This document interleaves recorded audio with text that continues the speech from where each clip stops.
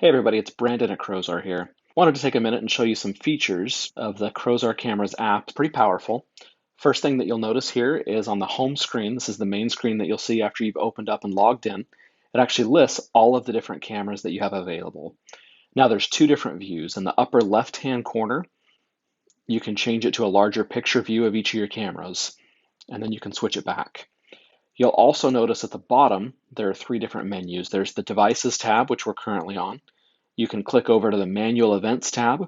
You'll notice first off, it's divided up at the top into pictures and videos. The Manual Events is where all of the pictures and videos that you take manually are stored, not the ones that the camera automatically records with motion.